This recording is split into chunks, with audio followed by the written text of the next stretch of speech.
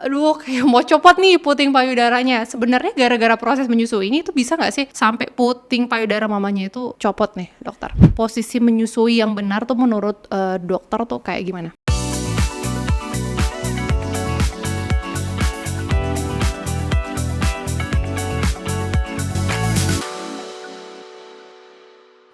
Halo mama dan papa semua, welcome to Pop Mama Talk.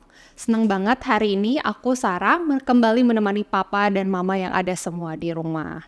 Ini adalah episode kedua Pop Mama Talk. Di episode kedua ini kita akan bahas soal menyusui. Nah, jadi menyusui itu banyak banget nih tantangannya. Nggak semudah yang kita lihat, nggak semudah yang kita bayangkan. Nah, salah satu tantangannya adalah memilah nih mana pernyataan yang fakta dan mana pernyataan yang mitos gitu. Karena kalau misalkan ibu menyusui tidak bisa membedakan mana yang fakta, mana yang mitos, itu akan jadi masalah untuk ibu menyusui itu sendiri. Spesial memperingati Pekan ASI Sedunia yang jatuh setiap minggu pertama bulan Agustus, kali ini Pop Mama Talk akan mengundang salah satu narasumber yang ahli di bidangnya, yaitu adalah Dr. Ameta Drupadi Chimi. Nah, Dr. Ameta ini adalah dokter konselor laktasi. Nah, Dr. Ameta udah praktek selama 12 tahun, lama banget. Tapi sekarang dokter ini praktek di 3 tempat. Yang pertama ada di Rumah Sakit Mayapada Jakarta Selatan, yang kedua di Prime Care Clinic, dan di Baby G Clinic. Oke, langsung aja kita sapa Dokter Ameta. Makasih Dokter Ameta udah datang di Pop Mama, udah ngeluangin waktu datang ke Pop Mama buat ngobrol soal menyusui sore ini. Oke, nah Dokter Ameta apa kabar? Kabar baik, alhamdulillah Mbak Sarah. Oke. Nah, tadi tuh dokter udah praktek selama 12 tahun nih dokter ya. Nah, selama dokter praktek 12 tahun ini, itu keluhan apa sih yang paling banyak dikeluhin oleh pasien dokter? Ya, jadi keluhan menyusui paling banyak sebenarnya bervariasi ya. Karena setiap ibu yang menyusui dan bayinya tuh mempunyai tantangan sendiri-sendiri, masing-masing beda-beda. Tapi paling banyak sih yang sering konsul itu berhubungan sama puting lecet, kemudian payudara bengkak, atau tumbuh kembang bayinya. Jadi misalnya dia sudah menyusu, ternyata berat badannya nggak naik ya dokter ya, nggak bertambah. Dan itu sebenarnya berhubungan tuh semuanya tuh, gitu. Jadi kayak misalnya bayinya posisi perlekatannya tidak tepat dan menyebabkan putingnya lecet, akhirnya kan tidak optimal dia menghisap payudara, Oke.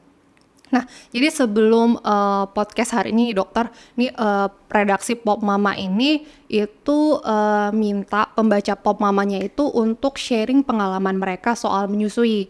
Nah, salah satu pembaca Pop Mama nih yang sharing soal pengalaman dia menyusui adalah Mama Dia Ranaf. Nah, selain sharing soal menyusui, Mama Dia Ranaf ini juga bertanya nih dokter soal bentuk puting. Nah, bentuk puting itu sebenarnya mempengaruhi nggak sih dengan proses menyusui itu sendiri dokter? Ya, jadi bentuk puting sebenarnya kalau bayi ini dari awal sudah menyusu didampingi cara menyusunya benar, itu tidak masalah. Jadi bentuk puting kan variasi nih, ada yang menonjol normal, ada yang dia agak pendek, ada yang pendek, bahkan ada yang inverted masuk. Iya, jadi bentuk puting ini sebenarnya dikatakan mempengaruhi langsung tuh tidak juga, karena menyusui itu kan tidak hanya di ujung puting saja, tetapi di areola payudara mama ini harus masuk semua. Jadi semuanya itu harus masuk ke dalam mulut si bayi ya dokter? Betul, dan memang bentuk puting ini variasi ya, ada yang menonjol seperti ini normal, kemudian juga ada yang agak pendek, atau misalnya dia masuk ke dalam atau inverted gitu, bahkan juga ada yang memang bentuknya tuh putingnya tuh rata gitu agak ke dalam. Nah, itu sebenarnya suatu tantangan tersendiri buat mama, tetapi ketika kita pertama kali bayi belajar menyusu, areola ini bisa diarahkan secara langsung ke bayi. Nah, ketika bayi sudah di awal sudah diajari cara menyusu secara langsung, ini sebenarnya tidak menyulitkan bayi menyusu gitu. Asalkan syaratnya si bayi tidak dikenalkan tandingan lainnya seperti dot, empeng. Nah, itu jangan sampai dikenalkan dulu. Karena bayi kalau sudah dikenalkan dengan media lain seperti dot atau empeng atau pacifier, nah ketika puting mamanya yang datar ini dia nggak mau gitu. Jadi dia menolak. Jadi syaratnya satu, bayi tidak dikenalkan dengan media dot, empeng maupun pacifier, dan kemudian bayi menyusu tidak hanya di ujung puting namun di seluruh areolanya sebagian besar masuk semua ke dalam mulut bayi. Itu berlaku untuk kalau misalkan bayi baru lahir atau kalau dari dokter sendiri kapan sebaiknya media lain itu dikenalkan sama si bayinya? Jadi sejak baru lahir sih memang bayi pertama belajar cara perlekatan, jadi posisi dan perlekatan. Dan kalau media menyusui tadi sebenarnya memang tidak dianjurkan penggunaan empeng, botol dot maupun pacifier karena itu akan mengganggu proses menyusu.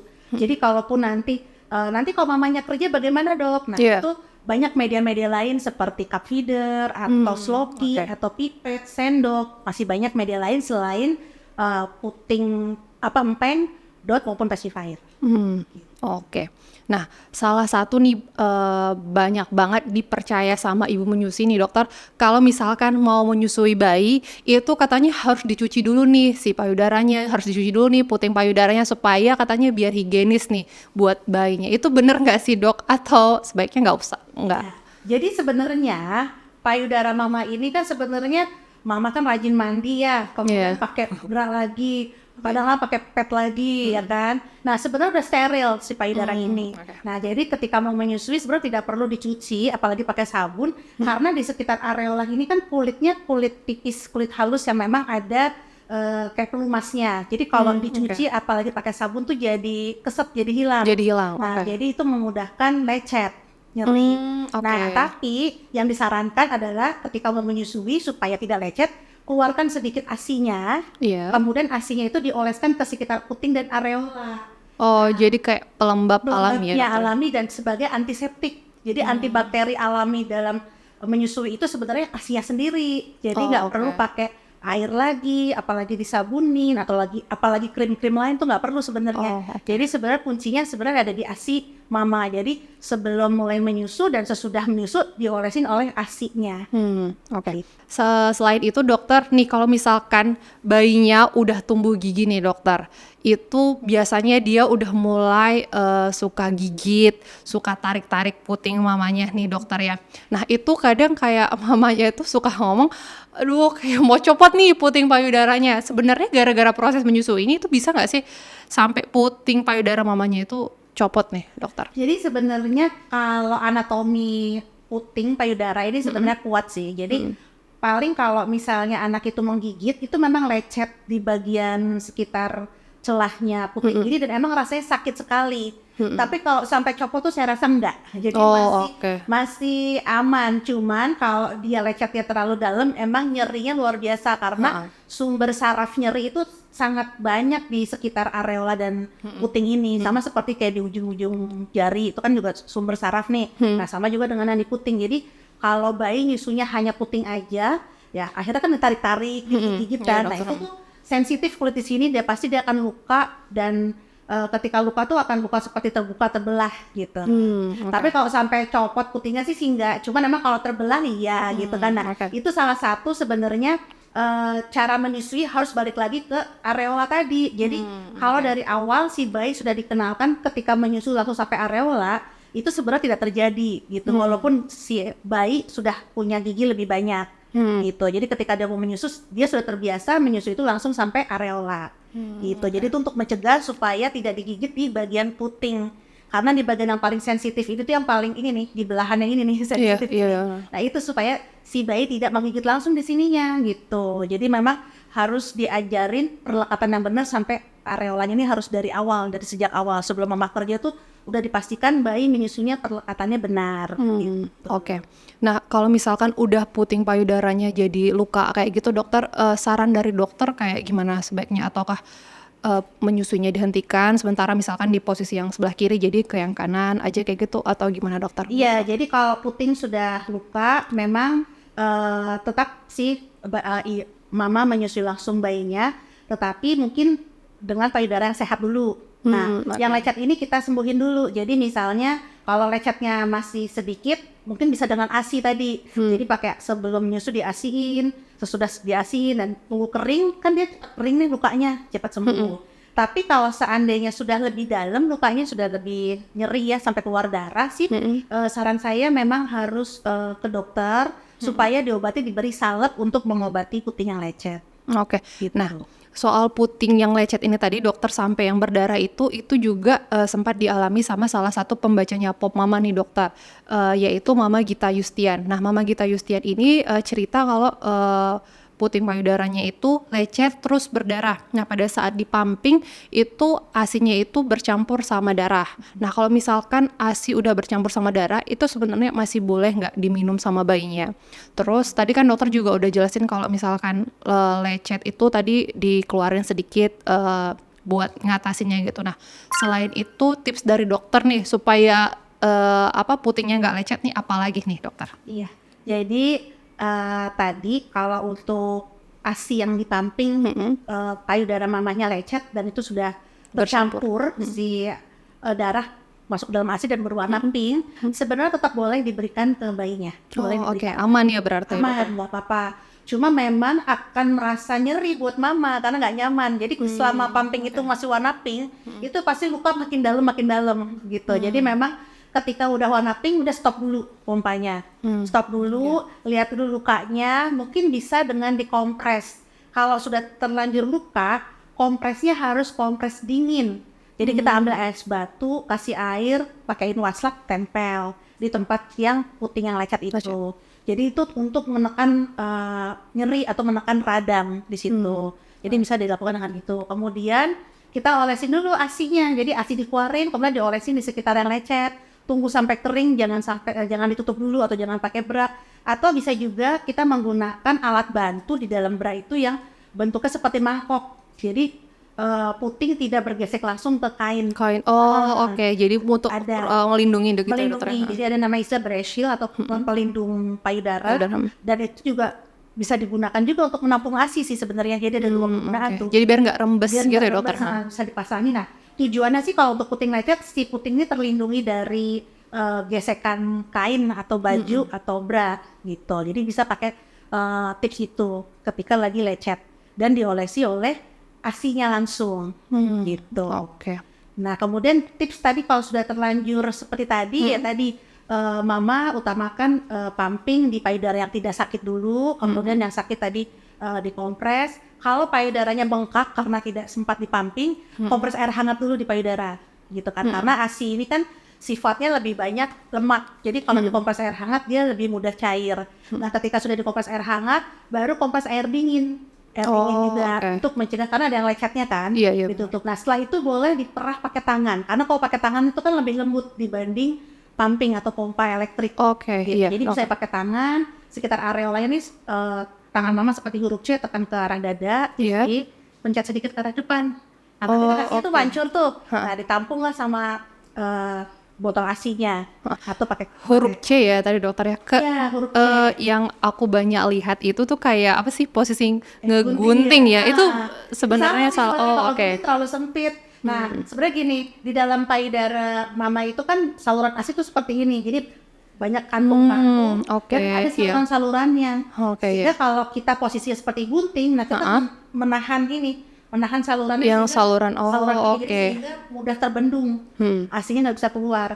Jadi harus seperti huruf C di bagian areola. Jadi kita nggak mencet di sekitar salurannya, tetapi di kantung ASI-nya. Jadi begitu ditekan keluar. Nah, jadi ini penting banget nih. Untuk tahu dan posisi juga tangannya. Tips buat ibu bekerja juga ini latihan memerah pakai tangan. Jadi untuk kondisi lecet seperti tadi jangan dipompa lagi karena kalau dipompa dia semakin sakit ya dokter ya. Gitu. Kecuali kalau nanti udah sembuh boleh pumping lagi. Jadi bisa memerah dengan tangan. Sebenarnya puting lecet itu penyebabnya apa aja sih dokter? Apakah karena misalkan posisinya yang nggak tepat gitu? Sebenarnya posisi menyusui yang benar tuh menurut dokter tuh kayak gimana? Iya, jadi puting lecet itu sebenarnya 70% itu biasanya karena posisi dan perlekatan bayi menyusui yang kurang pas atau tidak tepat. Jadi sehingga dia lebih ke arah depan nih, ke arah puting nih. Sehingga ketika menyusu dia akan menarik bagian puting saja. Nah, sementara kan kulit di daerah peralihan dari areola ke puting ini kan sensitif banget, mudah kelupas, mudah sobek gitu kan, jadi mudah lecet gitu. Nah jadi memang posisi dan perlekatan tuh harus benar. Nah kita praktekin ya. Ya, posisi dan boleh dong dokter. Jadi Ini udah ada bayinya di sini. ada bayinya. Oke. Ini posisi paling awal ini adalah dia harus menghadap ke mama. Posisi harus menghadap ke mama, bayinya tidak boleh dibedong. Biasanya kalau newborn pada bayi baru lahir kan biasanya dibedong rapih tuh. Iya. Nah, ketika menyusu dibuka bedongnya supaya tangannya bisa merangkul. Tangan bawah merangkul Ke belakang. ke belakang. Terus tangan mama merangkul sampai bokong. Nah, Oke. itu tangan yang depan ini bisa mengeksplor bagian dada mama. Gak ada mama ya. Gitu. Nah, posisi bayi ini pas menghadap mamanya harus sejajar. Jadi kepala, telinga, bahu nih garis lurus nih. Sejajar. Jadi posisi seperti ini dulu, sudah dipastikan segini. Dan tentunya mama duduknya harus nyaman juga. Jadi harus nyaman. Kalau posisi sambil duduk seperti ini, mungkin kaki ditambah lagi kursi kecil supaya bisa naik ke atas atau selonjoran. Gitu kan. Oke, Atau iya. di kursi sofa yang selonjor juga enak tuh. Atau di tempat tidur gitu kan. Nah kemudian setelah posisi udah benar, baru kita lihat areolanya nih. Nah usahakan ketika kita meletakkan bayi, puting mama di depan hidung atau mulut bayi. Oh, oke. Jadi misalnya puting kita kan payudara mama macam-macam nih. Ada yang tipenya menggantung besar, dia agak ke bawah. Nah, berarti kalau ke bawah berarti bayinya ada ditaruh sedikit ke bawah. Jangan sampai payudara ke bawah, dia di atas. Di atas. Atau kebalikannya, misalnya putingnya sebelah sini ya, jangan terlalu begini gitu kan. Iya. Jangan terlalu kejauhan. Jadi pokoknya syaratnya puting payudara, hidung dan mulut ini Itu depanan. sejajar. Oke. Sama. Nah, ketika udah depan-depanan, anaknya sudah dipeluk erat. Nah, baru tadi ambil areolanya, cubit sedikit seperti huruf C gini, cubit. Nah, ini nih diarahkan ke mulut bayi gitu. Nah, ketika mengarahkan ini, puting ini pertama kali menunjuk ke bibir atas dulu nih. Iya. Begitu anaknya mangap lebar, gitu kan, mangap lebar, langsung masukin semua gitu. Oh, Nah, masuk baru oke. dipeluk. Nah, kalau dipeluk seperti ini, tangan yang tadi udah tinggal meluk saja. Nah, ini kalau posisi seperti ini, hidung tidak akan ketutup, jadi jangan. Jadi dia nggak tetap bernafas ya. Dia tetap bisa bernafas dan tidak tertutup atau tidak hidung tidak kehalangan gitu kan. Jadi dia masuk semua areolanya dan bayi akan menyusu dengan maksimal karena sampai di sebagian besar areola gitu. Nah kirinya kalau ini sampai di areola, ini nih areola kita akan memanjang, ikut itu sampai ke depan kerongkongan, jadi memanjang. Nah jadi si bayi itu benar-benar tuh Hop mulutnya. benar-benar dia menggembung pipinya. Nah jadi kalau ada bayi yang netenya cekung sama Kempot ya, pipi. kalah itu pasti dia diputing dan pasti sebentar lagi lecet mamanya. Oke. Itu cirinya. Jadi si bayi itu harus bulat, harus gitu. Dan rasa menyusui itu tuh rasanya kayak geli, bukan sakit. Jadi kalau mama udah rasanya kayak sakit gitu kan. Itu berarti sesuatu yang salah ya Kalau dokter. ada sakit keluarin lagi putingnya mulut bayi dikeluarkan, kemudian masukin lagi, arahin lagi seperti itu. Jadi cirinya dia harus membulat, mulutnya pipinya menggembung, terus kemudian rasanya tidak sakit, terus kemudian terdengar suara menelan. Jadi kalau dia kembung gitu tuh pasti otomatis pancurannya deras. Nah, apa maksudnya? Terus gelak gitu. Nah, itu terdengar Gitu ya dokter. suara Kayak orang lagi nelan air. dan biasanya sekitar 10 sampai 20 menit bayinya sudah kenyang, dia akan melepas sendiri. Jadi dia akan melepas sudah kenyang dan mabok asli dia. Oke. Gitu. Nah, soal menyusui ini tadi dokter kan kadang tuh katanya harus gantian nih posisinya nih dokter, ke kiri dulu nih, nanti belum ini harus dipindahin ke sini nih katanya. Katanya yang sebelah misalkan kalau yang sebelah sini minum, katanya yang sebelah sini makan, itu sebenarnya benar gak sih dokter? Nah itu mitos, itu kayak saya Oke. Soalnya aku pernah dengar itu dokter. Jadi sebenarnya payudara mama itu kanan sama kiri sama. Nah cuman yang membedakan ASI ketika anak itu mengenyot di awal itu kan ASI yang keluar tuh lebih encer, namanya formil. Ya. Itu tujuannya untuk haus bayi, untuk melepas dahaga bayi. Jadi makanya ketika di awal nyusu tuh dia agak mancur, deras, air ASI pun warnanya agak bening sedikit, ya kan? Nah, ketika dikenyot udah mulai 5 menit, mulai jalan 5-6 menit sampai 10 menit udah mulai yang kental, yang hind milk. Nah, hind milk itu justru kandungan lemaknya tinggi. Jadi buat bayi yang menyusu satu payudara sampai optimal, itu cepat dia naik berat badannya, dia akan optimal kenaikan atau tumbuh kembangnya gitu. Jadi oke. makanya disarankan satu payudara, satu sesi menyusu satu payudara sampai selesai, sampai sesi hamilnya itu selesai, terus kan tertidur nih. Nah nanti pas next berikutnya, sesi berikutnya baru di payudara sebelahnya, Oke. supaya dapat hamil tadi. Untuk dapat hind milk itu sebenarnya ada patokan waktu nggak dokter atau emang natural aja? Sebenarnya sih tiap ibu beda-beda ya, tapi memang di awal pasti formate dulu, formate dulu baru hind milk. Nah, ada di beberapa ibu itu tergantung kan, karena metabolisme tiap mama itu kan beda-beda, atau asupan makan juga beda-beda. Jadi makanya utamakan ketika lagi menyusui itu mama harus mencukupi kebutuhan kalori itu 2.500 hingga 2.800. Nah, utamakan dengan kayak protein, lemak, daging lah. Supaya apa? Supaya pembentukan ke hind milknya lebih banyak. Jadi buat mama yang mungkin asupannya lebih maksimal, lebih bagus, gizi seimbangnya lebih terpenuhi semuanya, biasanya hind milknya lebih cepat, lebih kental, lebih banyak. Gitu. Itu yang bikin si bayi cepat gemuk atau berat badannya naiknya lebih sesuai Lebih dengan cepat. grafiknya atau lebih sehat. Gitu. Oke. Nah, tadi kita udah berbicara soal puting payudara. Nah, sekarang kita bicara soal payudaranya nih, dokter. Nah, aku juga pernah dengar nih, dokter, katanya kalau misalkan payudara ibu yang besar itu otomatis air asinya banyak banget nih. Tapi kalau misalkan payudaranya kecil, itu asinya seret lah katanya, jumlahnya lebih sedikit. Itu gimana menurut dokter, benar nggak? Sebenarnya itu mitos. Jadi sebenarnya semua ibu yang memang dikaruniai bisa hamil, kemudian dia melahirkan, itu udah satu paket ASI itu. Jadi sudah satu paket, pasti payudaranya akan memproduksi ASI sesuai dengan kebutuhan bayi. Oke. Nah, namun dengan berjalannya waktu ketika menyusui, payudara ini kan dibantu dengan rangsangan atau hisapan mulut bayi. Iya. Jadi kalau bayinya dari awal sudah menyusu langsung, merangsang langsung dengan benar, yang otomatis payudara ASI-nya akan mencukupi kebutuhan bayi, akan banyak.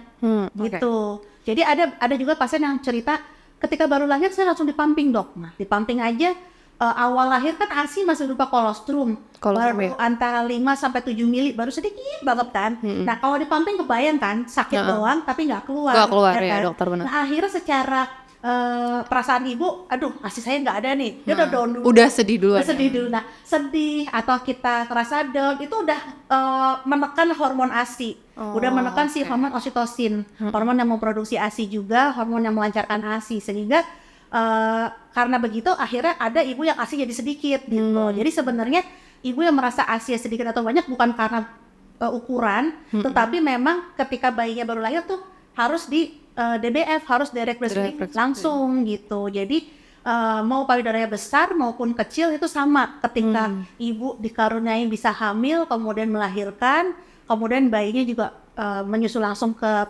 ibunya, nah itu ASI akan banyak, akan sesuai dengan kebutuhan bayi. Oke, jadi kuncinya ibu juga, mama juga harus bahagia ya, supaya produksi ASI-nya itu banyak. Jadi jangan berkecil hati kalau misalkan payudaranya besar, payudaranya kecil, itu karena nggak berpengaruh dengan produksi ASI ya, dokter ya. Nah, ada juga nih dokter nih, mama yang mungkin kepengen tampil cantik, terus akhirnya implan payudara supaya payudaranya juga besar, lebih percaya diri mungkin, dokter. Nah, kalau misalkan udah implan payudara nih, dokter, itu sebenarnya masih boleh nggak sih ngenyusuin bayinya?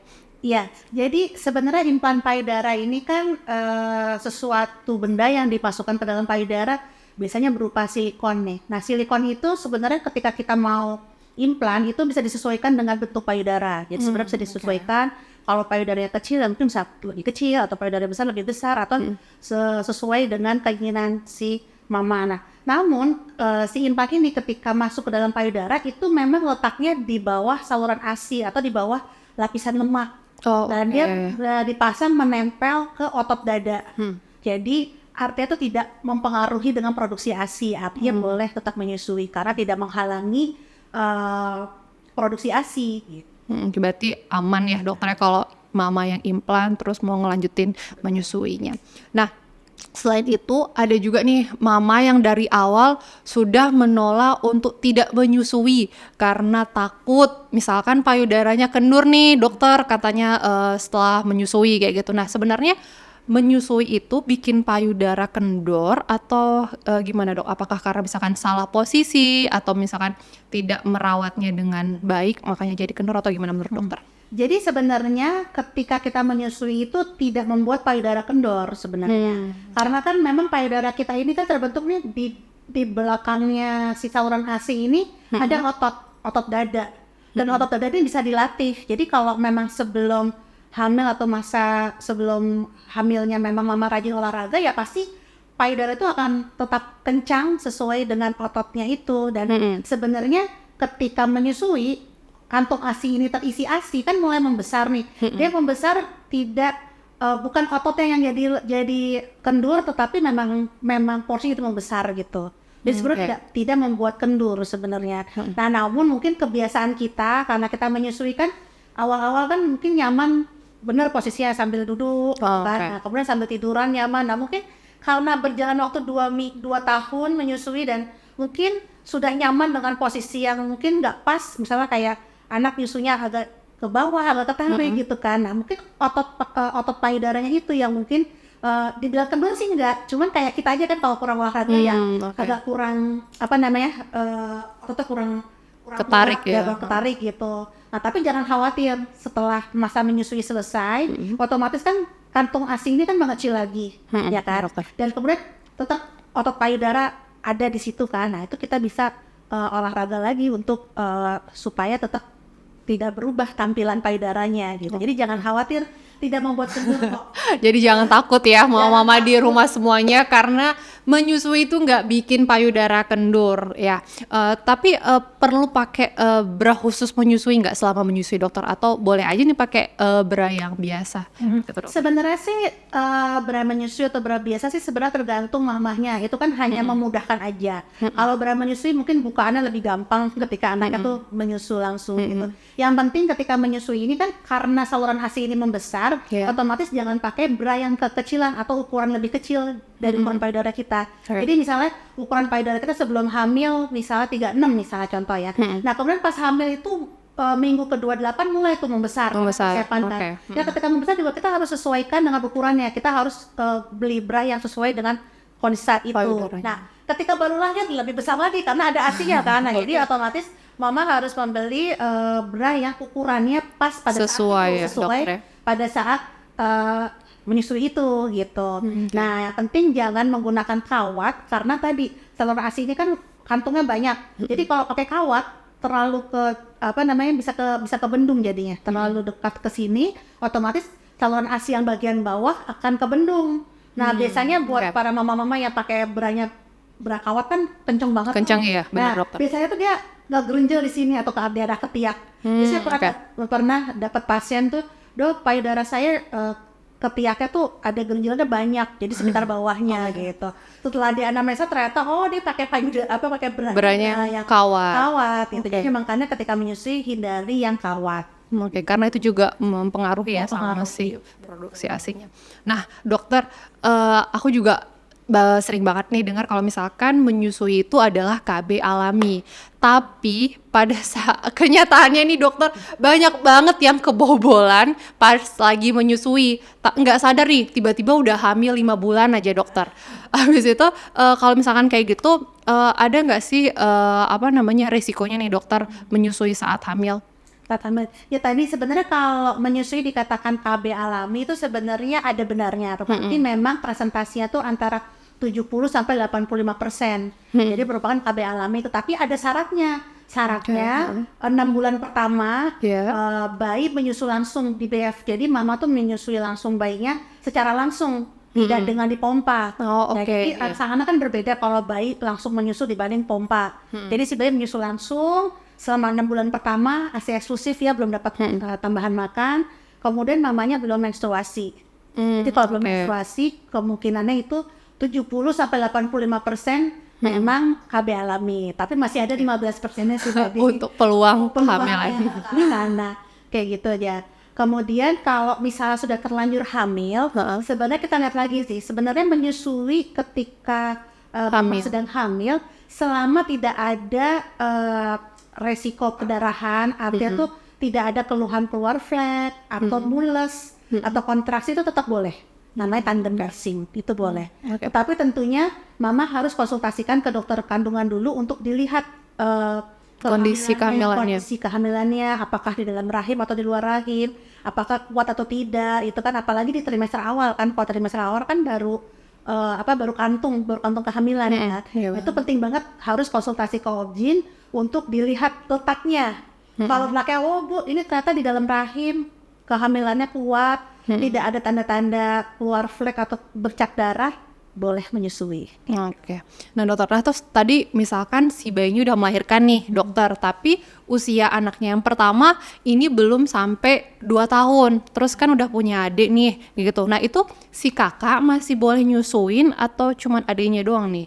Sebenarnya boleh. Jadi ketika bayi baru lahir dan kakaknya memang umurnya belum mencapai 2 tahun, masih ada haknya dia mendapatkan ASI, tetap boleh menyusui langsung ke mama, tetapi syaratnya utamakan dulu adiknya dulu. Jadi artinya tuh ketika adiknya sudah kenyang, adiknya tidur, baru boleh kakaknya. Nyusuin kakaknya kayak gitu.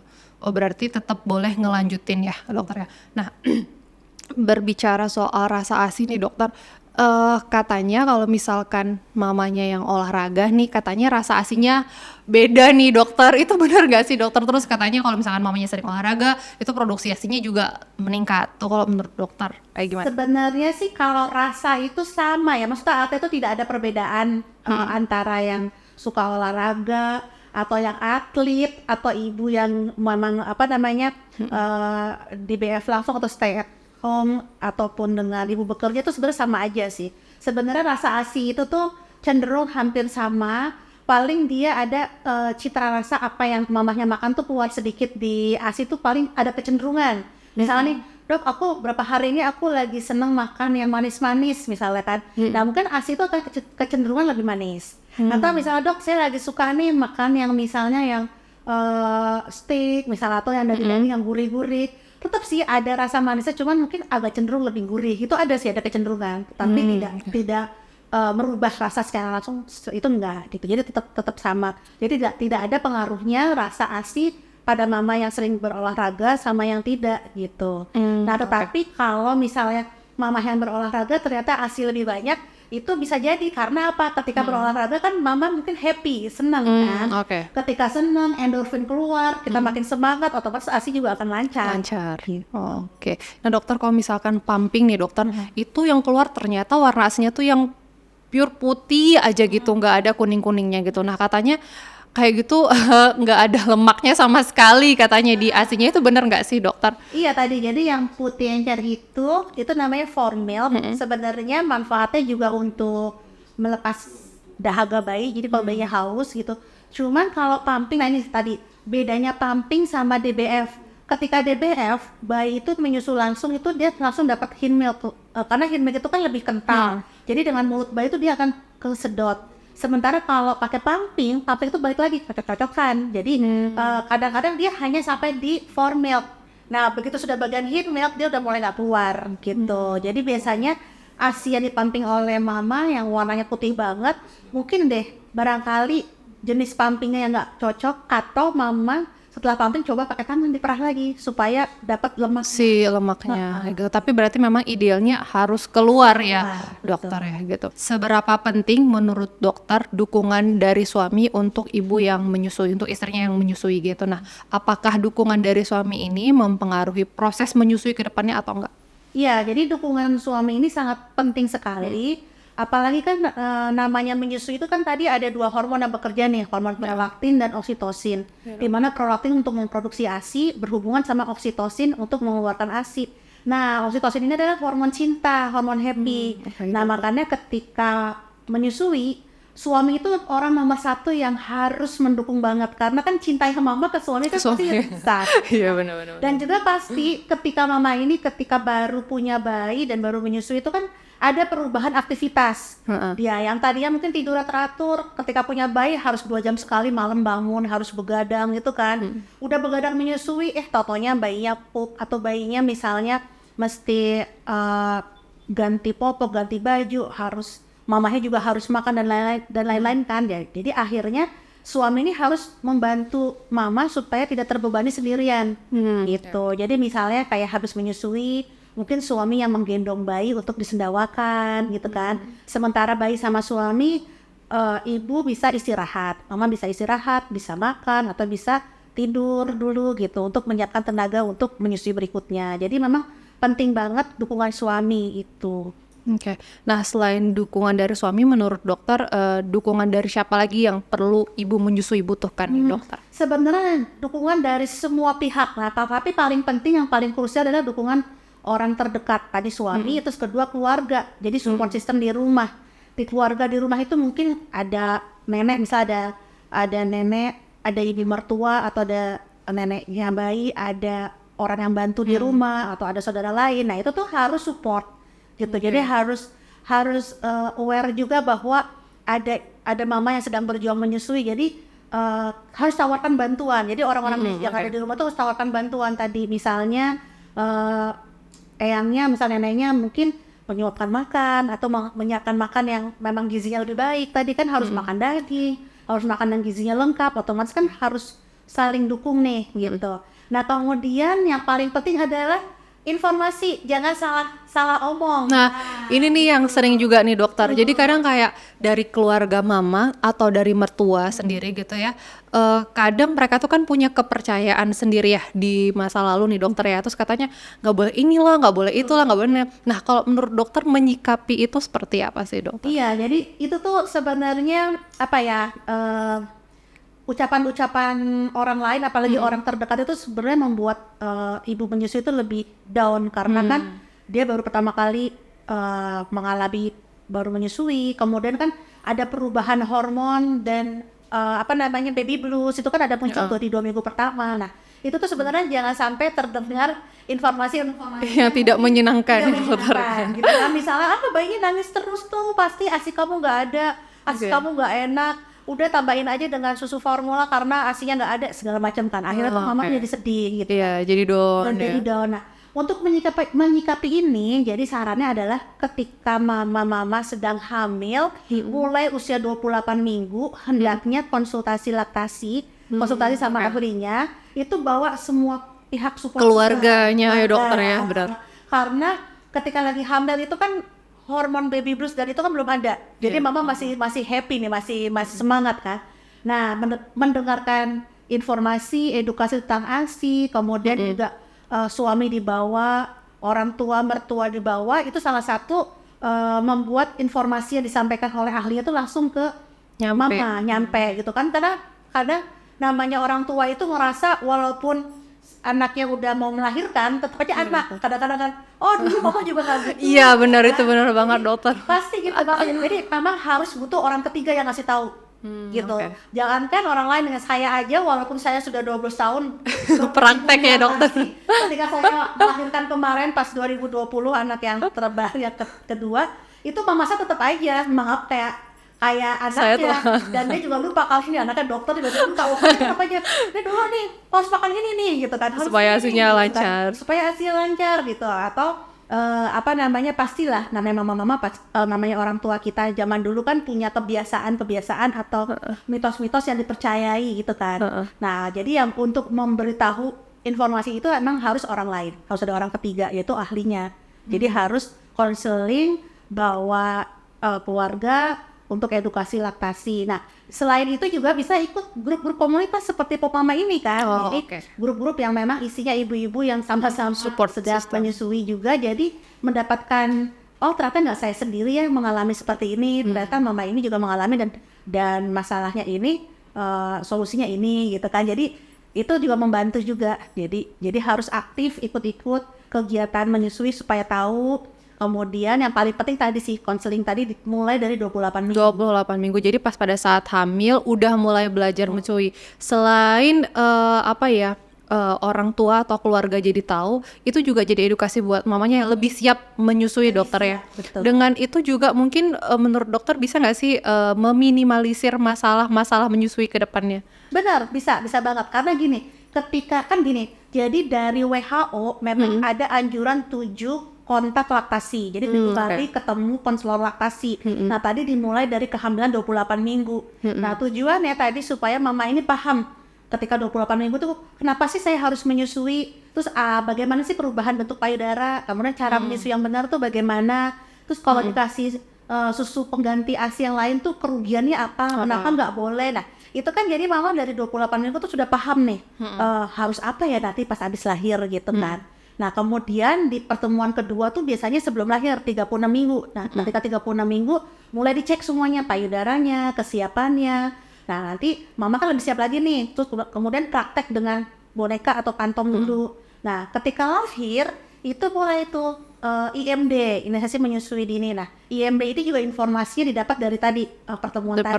Pertemuan itu tadi ya dokter. Nah, di pertemuan tadi, jadi ketika baru lahir dilakukan IMD itu mama udah siap. Oh ternyata ketika nanti bayi lahir, bayi ditaruh di dada mama ya gitu. Jadi udah tahu tuh udah siap.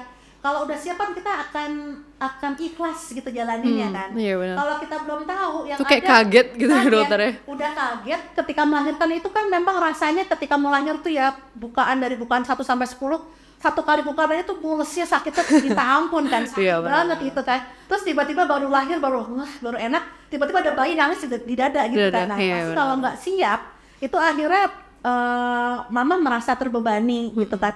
Nah ketika terbebani muncullah hormon kita yang perubahan dari hamil ke menyusui itu hormon-hormon yang menyebabkan baby blues di 2 minggu pertama. Jadi stres, cemas ya. Cemas, sensitif gitu. Karena kalau baby blues ini tidak ditangani dengan benar, jatuhlah masuk ke postpartum depresi. Jadi banyak juga ibu depresi.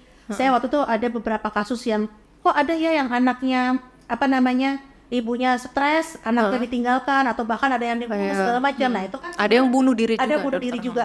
Itu kan sebenarnya buah dari beban itu yang dia simpen gitu kan.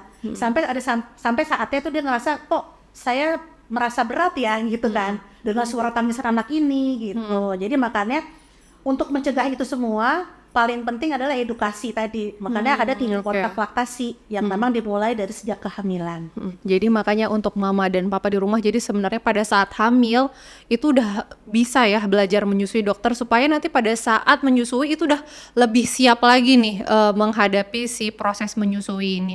Nah dokter tadi menarik nih kalau misalkan dari pengalaman dokter yang menyusui tadi, bahkan dokter aja udah jadi dokter tapi orang tua masih suka ngasih saran, ngasih tips mungkin ya dokter ya. Nah boleh nggak diceritain mungkin ke mama di rumah nih pengalaman dari dokter selama menyusui gitu, ada nggak mungkin tantangan juga yang dokter hadapi selama proses menyusui? Oh iya, jadi kebetulan saya ini punya 2 anak pertama tuh udah umur 14 tahun yang lalu, tahun 2009, dan anak yang kedua ini 2020. Jadi yang terbaru nih, yang 2020 ini, ya alhamdulillahnya sih ketika kehamilan yang kedua ini, mama saya juga udah mulai tahu anaknya dokter. Tapi memang ketika lagi baru lahir, saking sayangnya sama cucu, kadang ini anak baru nangis, bayinya langsung diambil, ya kan, langsung dipisahin gitu kan, karena ngerasa mungkin mamanya biar istirahat dulu deh gitu kan, ibu istirahat dulu deh biar bayinya sama eyang gitu kan. Sebenarnya maksudnya baik. Sebenarnya namanya orang tua kita itu nggak ada yang bermaksud jahat. Cuman memang penyampaiannya atau caranya memang nggak pas gitu kan. Padahal bayi baru lahir itu harusnya ditempel ke mamanya memang. Mau nangis mau gimana kan harus satu mamanya, satu tempat tidur, satu bedding, tidak diambil gitu kan. Kalau diambil alih, dia belum bisa belajar nete, belum IMB, ya lama-kelamaan tidak terbentuk bonding kayak gitu. Nah paling saya menginformasikan ke mama saya tuh nggak apa-apa mbak, dan nangis memang namanya bayi baru lahir kan pasti nangis. Jadi jangan khawatir buat mama-mama, bayi baru lahir tuh pasti nangis bukan karena ASI mama nggak ada. Ya itu sendiri kayak ibu saya bilang, ya benar-benar digendong aja gitu kan, padahal enggak. Bayi baru lahir itu dia mau adaptasi, dia baru adaptasi. Makanya kenapa harus skin to skin, taruh ke dada mama supaya dia mencari kenyamanan seperti di dalam perut gitu. Nah jadi makanya saya waktu itu saya kasih tahu ibu saya seperti itu. Jadi mah nggak apa-apa, ini bayi walaupun dia belum netel langsung kan, biasanya ASI kan baru keluar di hari ketiga nih. Jadi hari ke-1, hari ke-2 tuh anak nangis terus kan. Memang diajarkan menyusu, setelah itu udah nangis, setelah itu biarkan dia di dada mama gitu. Full. Nah kemudian kita sampaikan ke orang tua kita, nggak apa-apa mah, ini sedang skin to skin dulu. Jadi mama juga nggak merasa tersinggung gitu. Nah sebenarnya yang paling baik sebenarnya yang menyampaikan jangan kita sebagai mama, harus suami. Nah peran suami. Jadi suami dikasih tugas kan Untuk menyampaikan ke menjelaskan orang ya, tua, dokter? itu harus suami. Gitu. Oh, oke. Karena kita yang jadi mama kan udah sibuk dengan tangisan bayi dan pengen gendong dan perut lagi sakit lahiran Lahiran, kan. oke. Apalagi kalau lahirannya operasi, kayak saya waktu itu saya operasi sel kas, jadi sesar. kayak baru gerak aja sakit gitu ya.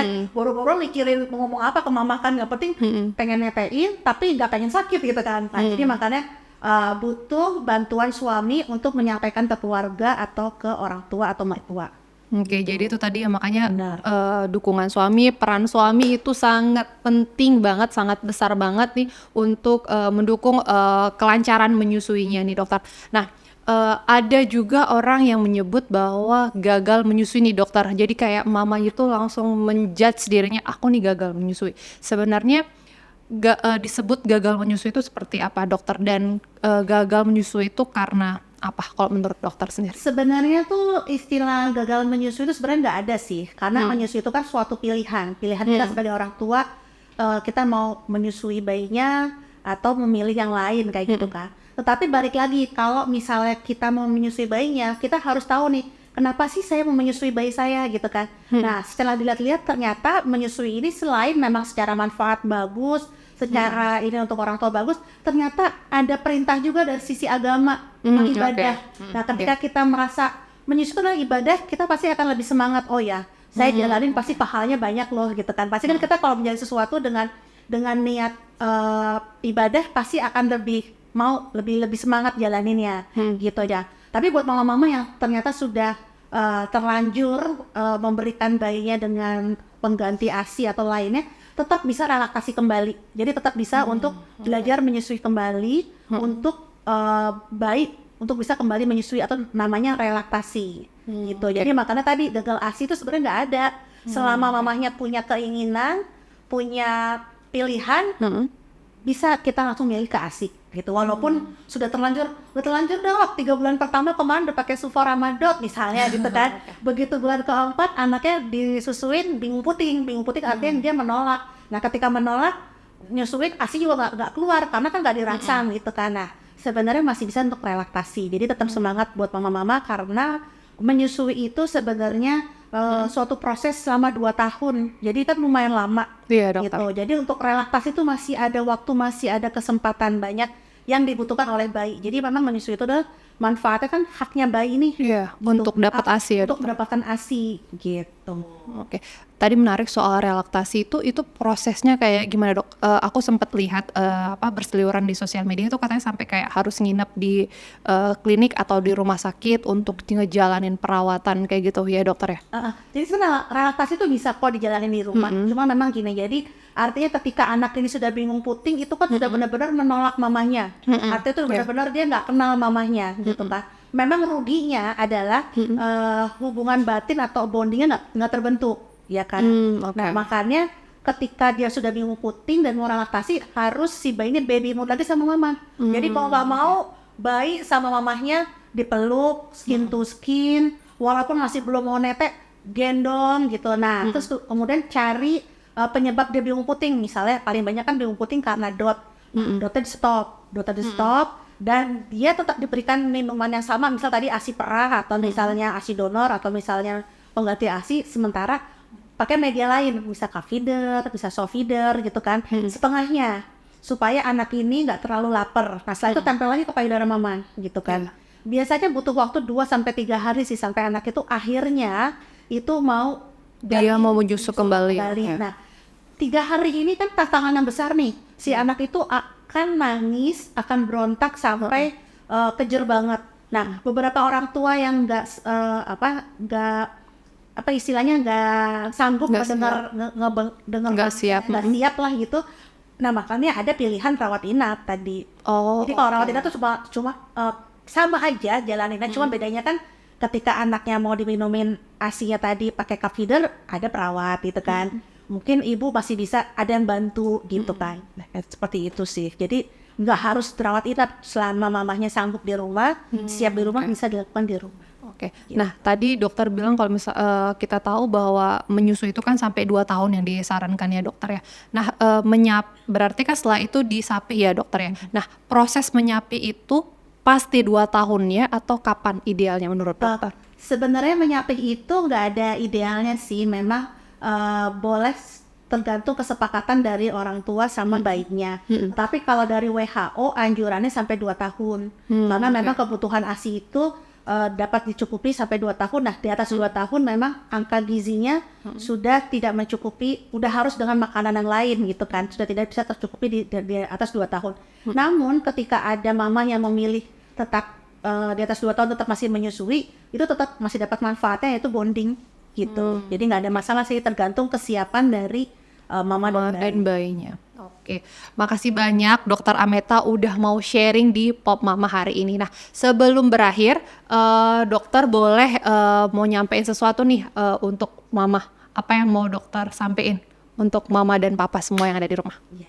Halo buat mama-mama semua dan papa-papa semua. Semoga dengan podcast ini bisa mendapatkan manfaat dan bisa dijalanin ya untuk proses menyusuinya, supaya menyusui ini bisa berlangsung secara happy, senang, kemudian mamahnya sehat, bayinya juga sehat. Oke. Semangat mengasihi.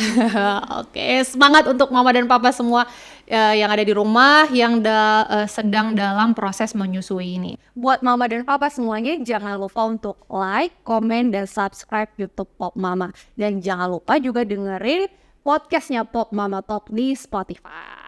Oke, sampai jumpa di episode selanjutnya. Dadah!